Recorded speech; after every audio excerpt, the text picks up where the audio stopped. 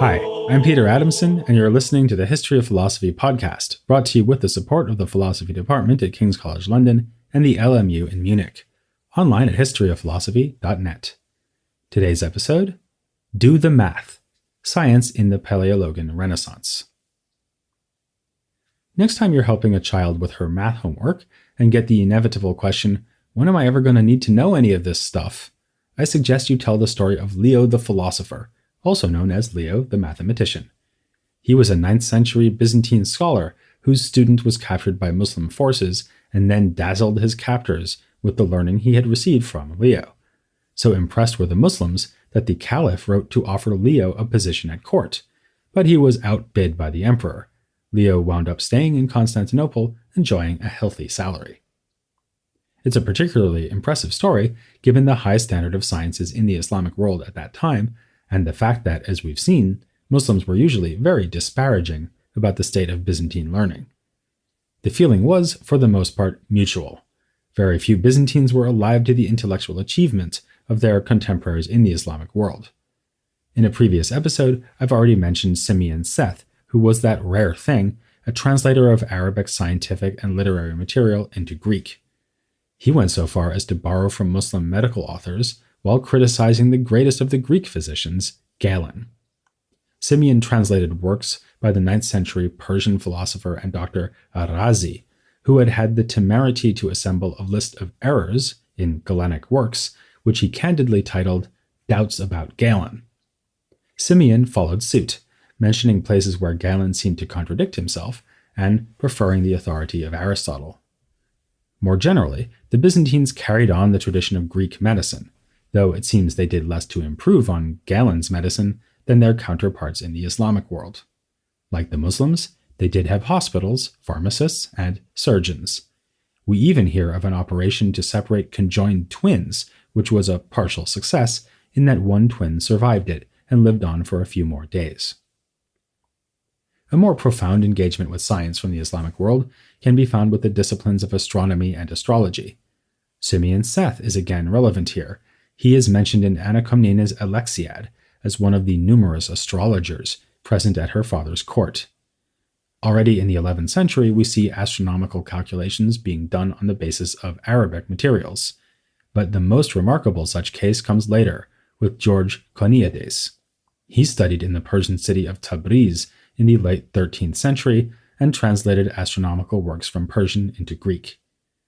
There was sufficient enthusiasm for this sort of material that in the following century, a theologian was moved to condemn it, and one emperor banned the prediction of eclipses because they were thought to be omens of political upheaval. This made for quite a change from the days of an earlier emperor, Manuel I Komnenos, whose embrace of astrology was heavily criticized by later authors. He even wrote a treatise in defense of the discipline, insisting that astrology should not be confused with the sinful practice of magic. It's significant that when Anna mentions Simeon Seth and his intellectual interests, she calls him a mathematikos. That may seem a strange way to refer to an astrologer, but in a Byzantine context it made perfect sense. Like the Latin Christians with their quadrivium, the Greeks recognized 4 mathematical sciences, namely arithmetic, geometry, spherics or astronomy, and harmonics or the study of music. The pursuit of these sciences might be used as a rough indicator of whether Byzantine society was flourishing in any given period, something else you might mention to your homework-shy kids. If this distracts them into a discussion of Byzantine history, there's nothing wrong with that. This peculiar type of mathematical measure would suggest that Byzantium in the 13th and 14th centuries was doing rather well. That may sound surprising given the radically reduced territory of the empire in this late period and the cataclysmic sack of Constantinople by the Crusaders in 1204. But after that disaster, there was some scientific activity around the court in exile at Nicaea, and once the capital was retaken from the Latins in the year 1261, we find a remarkable resurgence of scholarship over several generations under the Palaiologan dynasty. The scholars in question thought of themselves as reviving disciplines that had been ignored for generations, and modern-day scholars have agreed, to the point that they speak of a Palaiologan Renaissance. You may feel you've heard this before. It seems that the learned men of Constantinople were constantly congratulating themselves for a revival of learning, and just recently we were speaking of a Syriac Renaissance. But to quote Buden, who has done fundamental studies of the scientific output of this period, even though in Byzantium Renaissance is a hackneyed idea, it normally contains a germ of truth. Scholars of the time complain of difficulty finding books and teachers, and though that may be in part an attempt to claim originality for themselves, it's clear that the waning political fortunes of the empire really did lead to poor conditions for intellectual activity in previous generations. The good news is that this is the last Renaissance I'll be mentioning before I get to the real thing. In fact, you could say that in a sense, we have now finally arrived at the real thing. We'll be seeing in numerous episodes to come that the work of late Byzantine scholars anticipated and contributed directly to the blossoming of humanism in Renaissance Italy. That's most obvious with figures like Gemistos Platon, who actually traveled to Italy in the 15th century, but it applies already to authors of the Nicene and Palaiologan periods who engaged in many of the activities characteristic of Italian humanism, editing Greek texts, writing commentaries, and of course mastering a wide range of disciplines as befits true Renaissance men. Consider Nicephorus Blemmydes, who actually survived the sack of Constantinople as a child and was trained at Prusa and Nicaea. Though he was offered a post at the Nicaean court, Blemmydes decided instead to join the church, where he rose to a high rank. He was tutor to Theodore II Lascaris, whom you might remember from our look at Byzantine political philosophy. Blemmydes has even been given credit for inspiring Lascaris to try to become a kind of philosopher-emperor. In an account of his own life, Blemmydes tells us of traveling extensively as he tried to track down manuscripts. He saw precious books at the monastery of Mount Athos that could not be found elsewhere. Among his own works are an introductory epitome on logic and natural philosophy. It draws on Aristotle, of course, but also commentaries by figures like the late ancient Platonist Simplicius. Alongside Theodore Lascaris, another of Blemmydes' students was George Acropolites, who brings us back to Constantinople. He was the first head of an imperial school re-established at the capital under the Palaiologan emperor Michael VIII. He features in an incident that has been taken as emblematic of the way that these scholars were restoring science after an age of ignorance. While still at the court of Nicaea, Acropolites was asked to explain why eclipses happen and gave a correct answer that he had learned from Blemmydes. This was greeted with mockery by another scholar who was present and by the empress herself. Another author of the time was Kinder, praising Acropolites as the equal of Aristotle in logic and natural philosophy and of Plato in theology and Attic Greek. Perhaps he was their equal as a teacher, too, because one of his students was among the most outstanding of these men we might call Byzantine humanists. This was Maximos Planudes, who was highly placed under Andronicus II. We still have a letter he wrote to this emperor and speeches he gave at court. Planudes copied and edited Greek works on an impressive range of subjects, from Plato's Dialogues to Plutarch's Moralia, from Ptolemy's treatise on geography to the Arithmetic of Diophantos, on which he also wrote a commentary. He even copied from Marcus Aurelius's Meditations. Actually, I just said that these Byzantine humanists were men, but we know that at least one woman shared Planudes' scholarly interests. Theodora, the emperor's niece, also collected books and wrote to him asking that he correct her copy of a work on harmonics. With Planudes, we are in the happy situation of having manuscripts that actually belong to him, something that will become more and more common as we move forward into the Italian Renaissance and philosophy in early modern Europe. This is exciting because we'll be able to know exactly what various philosophers were reading. Sometimes we even have notes they made on these texts. Modern-day researchers can reconstruct entire scholarly libraries, even hold in their hands the very copies of the books used by these long-dead philosophers. But let's not get ahead of ourselves. I still need to mention a scholar who is perhaps most central for the story of this episode, one who also flourished during the reign of Andronicus II. In fact, he was even this emperor's chief minister. His name was Theodore Metochites. Like Blemmydes, he wrote epitomes or paraphrases of works by Aristotle, for this purpose drawing on earlier commentators like Michael of Ephesus. But Metochites was not by any means a slavish follower of Aristotle. To the contrary, He found Aristotle's criticisms of his own teacher, Plato, distasteful, and thought that in these passages Aristotle was being needlessly contentious and competitive, since in fact the two great philosophers agreed about pretty well everything.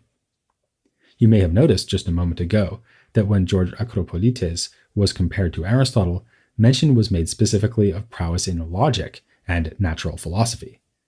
This corresponds to the way that Metochites saw Aristotle as authoritative for the rather introductory subject of logic and the study of crude material things, but not a specialist in the more refined discipline of mathematics. Metochites had philosophical reasons for this preference. In the preface to a work on astronomy, he expresses the classically Platonic attitude that physical things are subject to inevitable change and variation, unlike the secure and immutable truths of mathematics. In light of this, he rates the natural sciences rather low in epistemic terms. They can provide no certainty, as can the mathematical arts, and also theology, thanks to the certitude that comes with faith.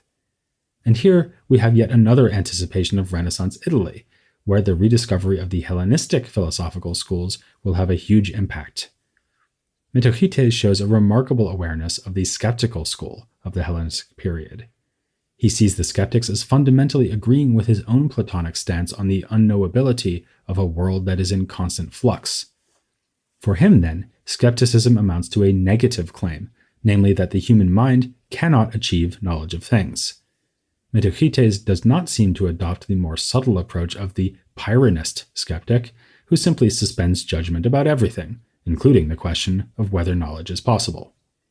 This despite the fact that the work of the great exponent of Pyrrhonian skepticism, Sextus Empiricus, was being copied at about this same period in the late 13th century.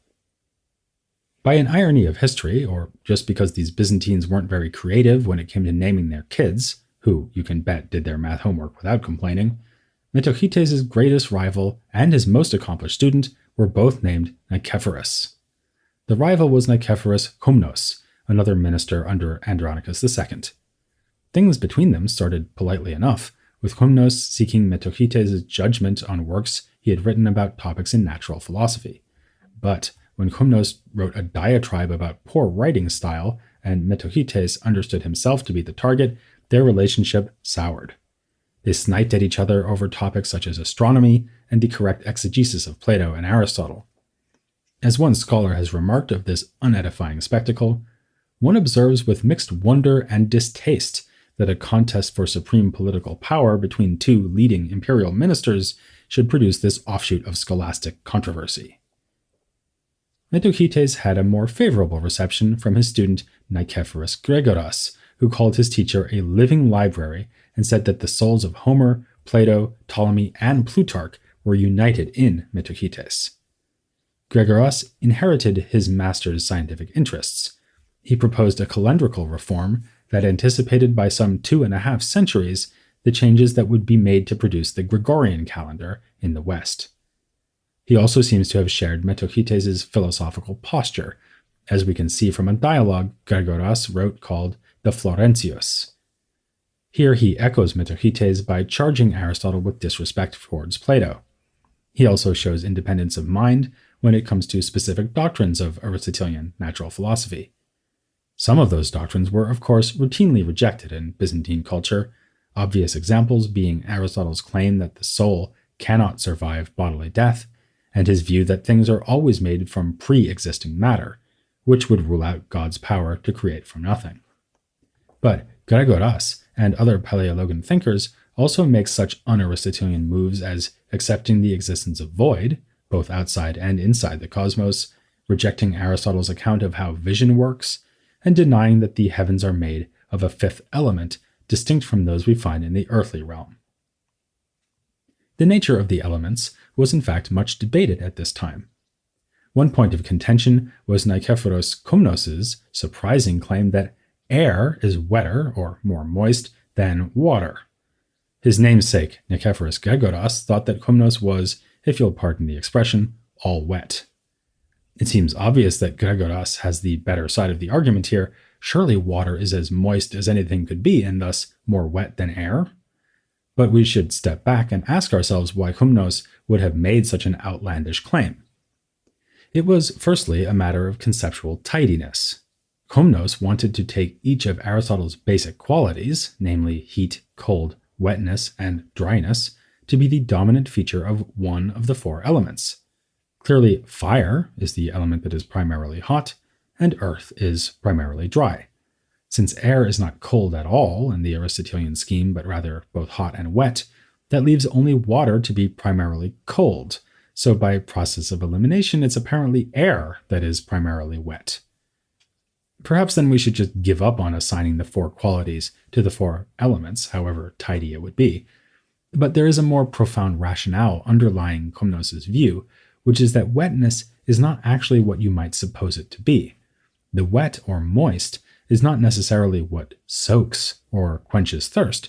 Rather, it is most fundamentally that which is fluid, just as the dry is that which is solid. Looked at in this way, we realize that air is indeed more fluid than water, even if water too is fluid.